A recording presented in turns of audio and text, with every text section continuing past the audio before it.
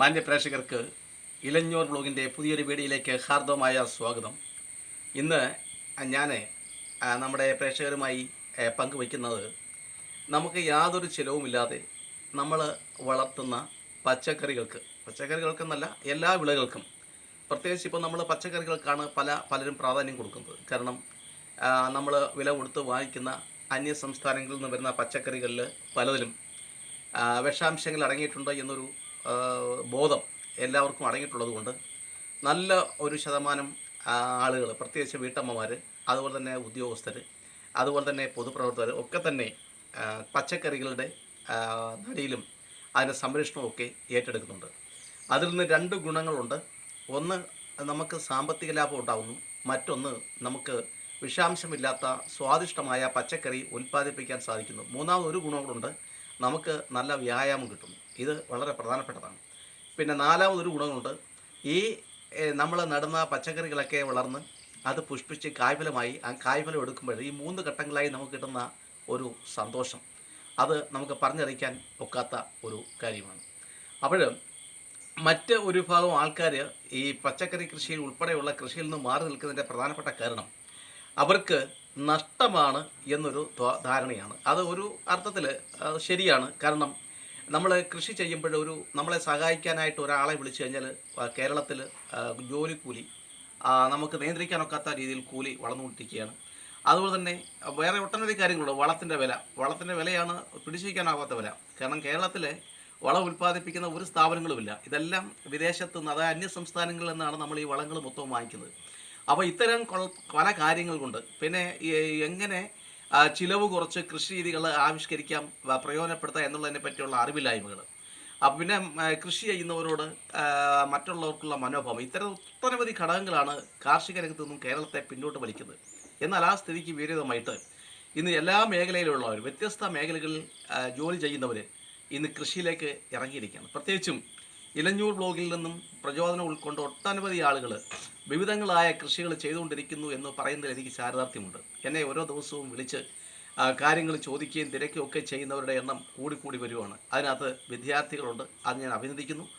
ഒപ്പം ജോലിയിൽ നിന്നൊക്കെ റിട്ടയർ ചെയ്ത ഒട്ടനവധി ആൾക്കാരുണ്ട്, അവരെയും ഞാൻ അഭിനന്ദിക്കുന്നു. ഒപ്പം യുവാക്കളും ഉണ്ട്, അവരെ ഞാൻ അഭിനന്ദിക്കുന്നു. അപ്പം അവരുടെ നിരന്തരമായ ഒരു അഭ്യർത്ഥനയാണ്, നമ്മൾ വളം വില കൊടുത്ത് വാങ്ങിക്കുന്നത് വലിയ ബുദ്ധിമുട്ടാണ്. കാരണം ജൈവവളമാണല്ലോ നമ്മൾ പ്രോത്സാഹിപ്പിക്കുന്നത്.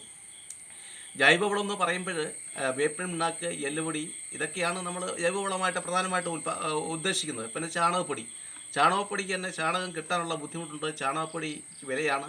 തന്നെയല്ല, ഒരു സ്ഥലത്തുനിന്ന് ഒരു ചാക്ക് ചാണകം കൊണ്ടുവരണമെങ്കിൽ തന്നെ അതിൻ്റെ വില, ഇതൊക്കെ വലിയ പ്രശ്നങ്ങളാണ്. അപ്പോൾ നമുക്ക് നമ്മുടെ വീട്ടിലേക്ക് ആവശ്യമുള്ള ഭക്ഷ്യവസ്തുക്കളാണ്, പച്ചക്കറികളാണ് ഉൽപ്പാദിപ്പിക്കുന്നതെങ്കിൽ ഈ വില കൊടുത്ത് വാങ്ങാതെ തന്നെ നമുക്ക് വളങ്ങൾ ഉണ്ടാക്കിയെടുക്കാം. അത് ഏറ്റവും പ്രധാനപ്പെട്ട വളം എന്ന് വെച്ചാൽ പാഴ്ചെടികൾ, കളകൾ. നമ്മുടെയൊക്കെ പുരയിടങ്ങളിൽ, അല്ലെങ്കിൽ റോഡ് സൈഡിൽ, അല്ലെങ്കിൽ തരിശായി കിടക്കുന്നിടത്തൊക്കെ ധാരാളം കളകൾ, പാഴ്ചെടികളുണ്ട്. ഈ പാഴ്ചെടികൾ അറുത്തെടുക്കണം. അത് പിഴുതെടുത്ത് കഴിഞ്ഞാൽ അത് വീണ്ടും നമ്മൾ ഇടുന്ന ആ സസ്യത്തിൻ്റെ ചുവട്ടിൽ കിടന്ന് കിളിച്ചു വരാനുള്ള സാധ്യതയുണ്ട്. അതുകൊണ്ടാണ് ഞാൻ അറുത്തെടുക്കണമെന്ന് പറയുന്നത്. പിഴുതെടുക്കാൻ പറ്റുന്ന, അതായത് കിളിച്ചു വരാൻ സാധ്യതയില്ലാത്തതാണെങ്കിൽ പിഴുതെടുത്തിട്ട് 2-3 ദിവസം കഴിഞ്ഞിട്ട് വേണം നമ്മൾ ഇടാൻ. അപ്പോൾ ഇത് ഇട്ട് മണ്ണിട്ട് കൊടുക്കുന്നത് വളരെ പ്രയോജനപ്രദമാണ്.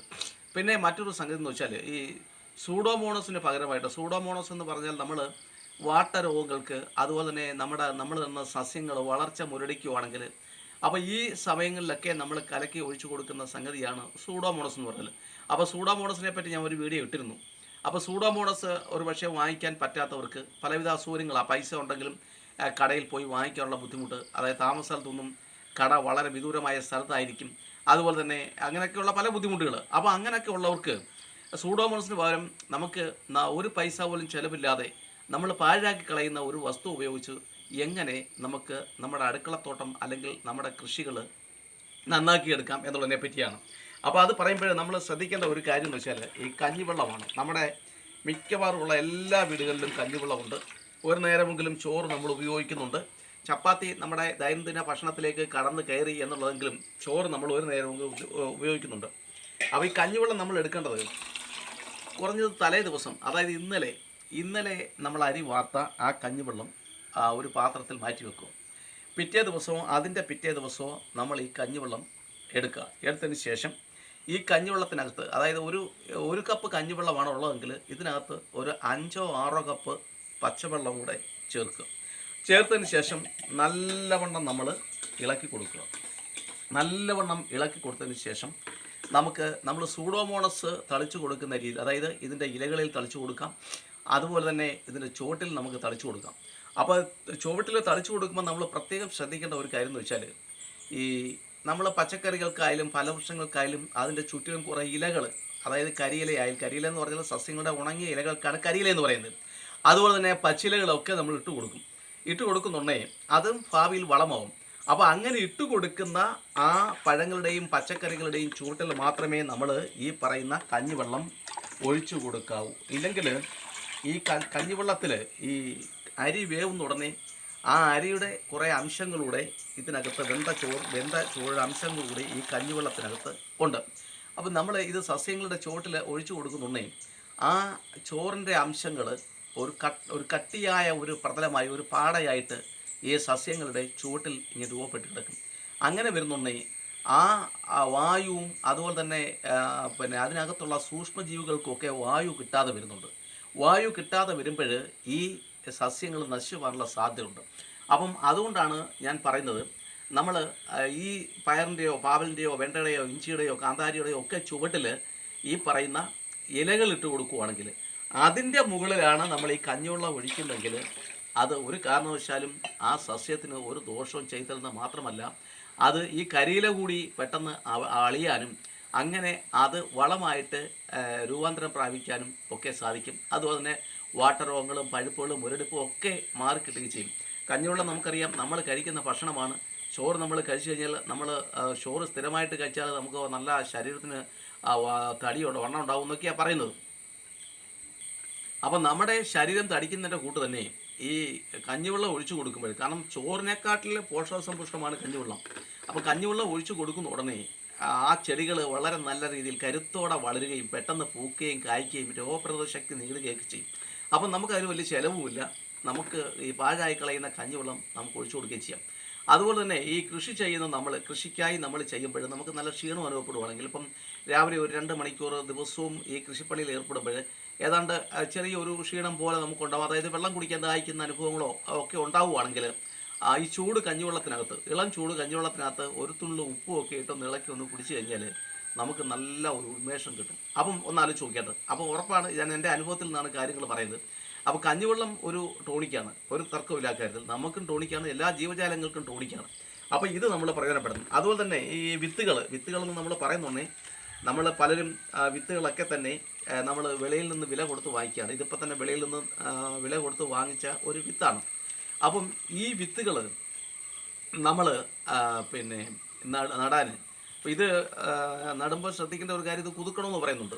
അപ്പം നമ്മൾ സൂഡോമോണസിനകത്ത് പലരും പറയുന്നുണ്ട്, സൂഡോമോണസ് ലായനിക്കകത്ത് കൂത്ത് വെച്ചിട്ട് ഒരു 8 മണിക്കൂർ കൂത്ത് വെച്ചിട്ട് ഇഷ്ടമാണെന്ന്. അപ്പോൾ സൂഡോമോണസ് ലായനിക്കകത്ത് കൂത്ത് വെക്കാൻ എന്തെങ്കിലും അസൗകര്യമൊക്കെ ഉള്ളവർക്ക് ഇതേപോലെ നല്ല കഞ്ഞിവെള്ളം എടുക്കുക. നല്ല കഞ്ഞിവെള്ളം എന്ന് വെച്ചാൽ പുളിച്ച കഞ്ഞിവെള്ളം എടുക്കുക. അത് ഒരു ചെറിയ പാത്രത്തിൽ ഇതേപോലെ ഒരു കപ്പിനകത്ത് കഞ്ഞിവെള്ളം ഇട്ടതിന് ശേഷം ഈ വിത്ത് പൊട്ടിച്ച് അതിനകത്ത് 8 മണിക്കൂർ, അതായത് ഒരു രാത്രി മൊത്തം ഇട്ട് വെച്ചിട്ട് പിറ്റേന്ന് നടുക. അങ്ങനെ നടുകയാണെങ്കിൽ തീർച്ചയായിട്ടും നമുക്ക് അത് മൊത്തവും കിളിർത്ത് കിട്ടും. കിളിർത്തതിന് ശേഷം അത് നടുന്ന ഘട്ടങ്ങളിലും ഇടയ്ക്കൊക്കെ നമുക്ക് സമയം കിട്ടുമ്പോഴും കഞ്ഞിവെള്ളം ഉള്ളപ്പോഴൊക്കെ ഇതൊന്ന് തളിച്ചു കൊടുക്കുക. ഇത് തളിച്ചു കൊടുത്തു കഴിഞ്ഞാൽ നമ്മൾ ഉദ്ദേശിക്കുന്നതിനും അപ്പുറം വിളവ് നമുക്ക് കിട്ടും. ഒപ്പം കാൽദൈർഘ്യം കിട്ടും. കാൽദൈർഘ്യം എന്ന് വെച്ചാൽ, ഉദാഹരണത്തിന് ഒരു പയർ ചെടി, നമ്മൾ ഒരു നീളം പയർ, വള്ളിപ്പയറിൽ നിന്നും നമുക്കൊരു 3 മാസമേ ആദായം കിട്ടത്തുള്ളൂ എന്ന് വയ്ക്കുക. പക്ഷേ കഞ്ഞിവെള്ളം ഉൾപ്പെടെയുള്ള ലായനി വളങ്ങളാണ് നമ്മൾ ഉപയോഗിക്കുന്നതെങ്കിൽ വളരെ പെട്ടെന്നത് കായ്ഫലം ലഭ്യമാവുകയും 3 മാസം എന്നുള്ളത് ഒരു 7 മാസം വരെ നമുക്ക് അതിൻ്റെ കായ്ഫലം കിട്ടുകയും ചെയ്യും. പിന്നെ രാസവളങ്ങൾ ഉപയോഗിക്കുന്ന അത്രയും കായ്കൾ ഉണ്ടാവത്തില്ല, പകരം 7 മാസം വരെ കായ്കളുണ്ടാവും. പക്ഷെ കൂടി നോക്കുന്ന രാസവളം ഉപയോഗിക്കുന്നതിനേക്കാളും കൂടുതൽ കായ്കൾ നമുക്ക് ലഭിക്കും. ഒപ്പം സ്വാദിഷ്ടമായിരിക്കും. രാസവളം ഉപയോഗിച്ച കൃഷി ചെയ്യുന്ന ആ പച്ചക്കറികളും രാസവളം ഉപയോഗിക്കാതെ കൃഷി ചെയ്യുന്ന പച്ചക്കറികളും തമ്മിൽ സ്വാദെന്ന് പറഞ്ഞാൽ പോഷകത്തിൽ വ്യത്യാസമുണ്ട്. ഒപ്പം സ്വാദിഷ്ടമായിരിക്കും. അപ്പോൾ ഇത് നമ്മൾ വീട്ടിലേക്ക് മാത്രമായിട്ട് നമ്മൾ കൃഷി ചെയ്യുമ്പോൾ ഇത് നമ്മൾ സ്വീകരിക്കുന്നതാണ് നല്ലത്. ഇത് ഏത് കൃഷിക്കും നമുക്ക് ഉപയുക്തമാണ്. തെങ്ങിന് വരെ ഈ കഞ്ഞിവെള്ളം നമുക്ക് ഒഴിക്കാൻ സാധിക്കും. തെങ്ങിനൊക്കെ ആവുന്നുണ്ടെങ്കിൽ അല്പം നേർപ്പിച്ചില്ലെങ്കിലും വലിയ കുഴപ്പമില്ല. ദൂരെ ഒഴിച്ചു കൊടുത്തിട്ടായാലും മുകളിൽ പിന്നെ പച്ചവെള്ളമൊക്കെ അങ്ങ് ഒഴിച്ചു കൊടുത്താൽ മതി. പല വൃക്ഷങ്ങൾക്ക് ഒരുപാട് നേർപ്പിക്കേണ്ട കാര്യമില്ല. അങ്ങനെ പച്ചക്കറികൾക്കൊക്കെ ഒരുപാട് നേർപ്പിക്കണം. അങ്ങനെ നമുക്ക് ഇത്തരത്തിൽ ചിലവ് കുറഞ്ഞ രീതിയിൽ നമുക്ക് കൃഷി ചെയ്യാം.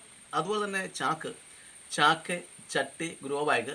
ചാക്കിനകത്ത് കൃഷി ചെയ്യുമ്പോൾ നമ്മൾ ശ്രദ്ധിക്കേണ്ട ഒരു കാര്യം എന്ന് വെച്ചാൽ, ചില ചാക്കുകൾക്ക് ഹോള് കാണത്തില്ല, ദ്വാരം കാണത്തില്ല. അതിന് നമ്മൾ ദ്വാരം ഇട്ട് കൊടുക്കണം. അതുപോലെ ചട്ടിക്കൊക്കെ നമ്മൾ നല്ല ദ്വാരം ഇട്ട് കൊടുക്കുകയും അതിന് ദ്വാരം അടഞ്ഞു പോയിരിക്കാൻ ഓട്ടൻ കഷ്ണമോ നല്ല കല്ലോ പറക്കി വെച്ച് അടയ്ക്കുകയോ ഒക്കെ ചെയ്യേണ്ടത് അത്യാവശ്യമാണ്. പിന്നെ അതുപോലെ തന്നെ ഈ ഗ്രോ ബാഗിനാവുന്നുണ്ടെങ്കിൽ തീർച്ചയായിട്ടും അത് ഒരു ഹോളും ഒക്കെ ഇട്ടാണ് നമുക്ക് തരുന്നത്. ഗ്രോ ബാഗ് മിനിമം ഒരു 4 വർഷം വരെയൊക്കെ നമുക്ക് നല്ല രീതിയിൽ കൃഷി ചെയ്യാൻ സാധിക്കും. മാറി മാറി കൃഷി ചെയ്യാം. അതായത് ഒരു കൃഷി ചെയ്തതിന് ശേഷം അതിൻ്റെ ആ മിശ്രിതം, അതായത് നടിയിൽ മിശ്രിതം മാറ്റിയിട്ടതിന് ശേഷം വീണ്ടും മിശ്രിതം നിറച്ച് നമുക്ക് കൃഷി അങ്ങനെ 3 പ്രാവശ്യം വരെ കൃഷി ചെയ്യാൻ സാധിക്കും. ചട്ടിയാണെങ്കിൽ കുറേ കാലം നമുക്ക് കൃഷി ചെയ്യാം. പക്ഷേ ചാക്കാണെങ്കിൽ ഒരു ഒറ്റ കൃഷിയൊക്കെ ഉള്ളാവും. വെയിൽ കൊണ്ട് അത് പൊടിഞ്ഞു പോകാനുള്ള സാധ്യതയുണ്ട്. അപ്പം നമുക്ക് ഈ കഞ്ഞിവെള്ളം ഒട്ടനവധി കാര്യങ്ങൾ പ്രയോജനപ്പെടുത്താം. നമ്മൾ നടന്ന കാന്താരിക്കും ഉണ്ടവളവിനും ഒക്കെ മുരടിപ്പ് രോഗം ഉണ്ടാവുകയാണെങ്കിൽ ഇതേപോലെ കഞ്ഞിവെള്ളം ചോട്ടിലും പിന്നെ അതിൻ്റെ ഇലകളിലും ഒക്കെ തളിച്ചു കൊടുത്താൽ മതി. അപ്പം ഇതേപോലെയുള്ള സ്പ്രെയറൊക്കെ ഉപയോഗിച്ച് നമ്മൾ തളിക്കുകയാണെങ്കിൽ ഇതേപോലെ അരിച്ചെടുക്കണം. ഈ കഞ്ഞിവെള്ളം അരിച്ചെടുത്ത് വേണം നമ്മൾ തളിക്കാൻ. അല്ല ഒന്നും പ്രത്യേകം ശ്രദ്ധിക്കേണ്ട കാര്യമില്ല. അപ്പോഴേ കഞ്ഞിവെള്ളം കൊണ്ട് നമുക്ക് പച്ചക്കറി കൃഷി ചെയ്യാം. അതുപോലെ തന്നെ ഇന്നലെ ഞാൻ പറഞ്ഞു കടലപ്പിണ്ണാക്കിൻ്റെ ലായനി വളമുണ്ട്. അതുപോലെ തന്നെ വേപ്പിൻ പിണ്ണാക്കും കടലപ്പിണ്ണാക്കുള്ള ലായനി വളമുണ്ട്. അത് ഞാൻ വീഡിയോ ഇട്ടിട്ടില്ല, താമസം വീഴാം. അതുപോലെ തന്നെ ഈ ഇലകളെന്ന് പറഞ്ഞാൽ പ്രധാനമായിട്ടും നമ്മൾ ചീമക്കൊന്നയുടെ ഇല അല്ലെങ്കിൽ ഏതെങ്കിലും ഇലകൾ നമ്മൾ ഒരു ജാറിനകത്ത് അല്ലെങ്കിൽ ഒരു ഡ്രമ്മിനകത്ത് ഇടുക. അത് മുങ്ങിക്കിടക്കത്തക്ക രീതിയിൽ വെള്ളം ഒഴിക്കുക. അതൊരു 10-15 ദിവസം കഴിയുന്നുണ്ടെങ്കിൽ അതങ്ങ് ലയിച്ച് ചേരും. അതിനുശേഷം അതിൽ നിന്നും വെള്ളം മുക്കിയെടുത്ത് അതിൻ്റെ 4-5 ഇരട്ടി വെള്ളം കൂടെ ചേർത്ത് ഇളക്കി യോജിപ്പിച്ച് നമുക്ക് ചെടിക്ക് തളിച്ചു കൊടുക്കാം. എല്ലാ സസ്യങ്ങൾക്കും തളിച്ചു കൊടുക്കാം. ഇതൊക്കെ നമുക്ക് ലാഭകരമായി കൃഷി ചെയ്യാൻ പറ്റുന്നതാണ്. നമുക്ക് പറയത്തക്ക നഷ്ടമൊന്നും ഒരു നഷ്ടം ഉണ്ടാകത്തില്ലെന്ന് മാത്രമല്ല, നമ്മുടെ ഈ പച്ചക്കറികൾ വാങ്ങിക്കുന്ന ചിലവുകൾ കുറയ്ക്കാം. സ്വാദിഷ്ടമായ പച്ചക്കറികൾ നമുക്ക് കഴിക്കാം. ഒക്കെ നമുക്ക് ചെയ്യാൻ സാധിക്കും. അപ്പോൾ ഇത്തരത്തിലുള്ള അറിവുകൾ സമാന ചിന്താഗതി ഉള്ളവർക്ക് നമ്മൾ പറഞ്ഞു കൊടുക്കണം. അത് അത്യാവശ്യമാണ്. പിന്നെ ഒരു കാര്യം ശ്രദ്ധിക്കേണ്ടതെന്ന് വെച്ചാൽ, ഈ ഗ്രോ ബാഗിലും ചട്ടിയിലും ചാക്കിലും ഒക്കെ നടുമ്പോൾ ഒരുപാട് വളം നമ്മൾ ചെയ്ത് കഴിഞ്ഞാൽ ആ ചെടി നഷ്ടമേ നമുക്കുണ്ടാവും. ഒരിക്കലും അത് നമ്മൾ ഉദ്ദേശിക്കുന്ന പ്രയോജനം ചെയ്യത്തില്ല. ഒരുപാട് വളം ചെയ്തല്ല കൂടുതൽ ആദായം എടുക്കേണ്ട. കാരണം നടുമ്പോൾ മണ്ണ് ഒരു പ്രധാനപ്പെട്ട ഘടകമാണ്. മണ്ണ് തയ്യാറാക്കുന്നത്, അതായത് നടിയിൽ മിശ്രിത മണ്ണ് തയ്യാറാക്കുന്നത്. അതുപോലെ തന്നെ മാതൃസസ്യത്തിൻ്റെ ഗുണം, വിത്ത് ഗുണം 10 ഗുണം എന്നാണ് പറയുന്നത്. വിത്ത് ഗുണം 10 ഗുണം എന്ന് പറഞ്ഞാൽ ആ വിത്ത് ഉണ്ടായ സസ്യത്തിൻ്റെ ഗുണം, ആ ഗുണം അനുസരിച്ചാണ് നമുക്ക് കൃഷിയിൽ നിന്നും ആദായം കിട്ടുന്നത്. അതാണ് വിത്ത് ഗുണം 10 ഗുണം എന്ന് പറയുന്നത്. അപ്പോൾ ഇതൊക്കെ നമ്മൾ ശ്രദ്ധിക്കുക. ഒരിക്കലും അമിതമായ വളം നമ്മളിതിന് ചേർത്ത് കൊടുക്കരുത്. നമുക്ക് ചേർത്ത് കൊടുക്കാൻ പറ്റുന്ന ഈ പാഴുകളകളുടെ ഇലകളും അതുപോലെ തന്നെ കഞ്ഞിവെള്ളം, അതുപോലെ തന്നെ പുളിപ്പിച്ച മറ്റു വളങ്ങളും ഒക്കെയാണ് നമ്മൾ ഇട്ട് കൊടുക്കേണ്ടത്. അപ്പം പ്രിയപ്പെട്ട എല്ലാ പ്രേക്ഷകരും, എത്ര സമയമില്ലെങ്കിലും അല്പം സമയം കണ്ടെത്തി നമ്മുടെ വീട്ടിലേക്ക് ആവശ്യമായ പയറും പഴുതനയും വെണ്ടയും പിന്നെ അതുപോലെ തന്നെ മറ്റ് കൃഷികളൊക്കെ ഇഞ്ചി വളരെ വില കൂടിക്കൊണ്ടിരിക്കുന്ന സമയമാണ്. ഇഞ്ചിയൊക്കെ നമ്മൾ കൃഷി ചെയ്യണം. അങ്ങനെ നമ്മൾ കൃഷി ചെയ്ത് കഴിഞ്ഞാൽ നമുക്ക് സാമ്പത്തിക ലാഭം ഉണ്ടാകുന്നു, മനസ്സിന് ഒരു സംതൃപ്തി ഉണ്ടാകുന്നു, ഒപ്പം ശരീരത്തിന് വ്യായാമം ഉണ്ടാകുന്നു. അപ്പം എല്ലാ പ്രിയപ്പെട്ട പ്രേക്ഷകരും ഇത്തരത്തിലുള്ള അറിവുകൾ ശേഖരിക്കാനും ആ അറിവുകൾ സമാന ചിന്താഗതിയുള്ളവരിലേക്ക് എത്തിക്കാനും താല്പര്യമെങ്കിൽ ആദ്യമായിട്ടാണ് ഞങ്ങളുടെ യൂട്യൂബ് വീഡിയോ കാണുന്നതെങ്കിൽ ദയവായി ലൈക്ക് ചെയ്യുക, ഷെയർ ചെയ്യുക, സബ്സ്ക്രൈബ് ചെയ്യുക. എല്ലാവർക്കും നന്ദി, നമസ്കാരം.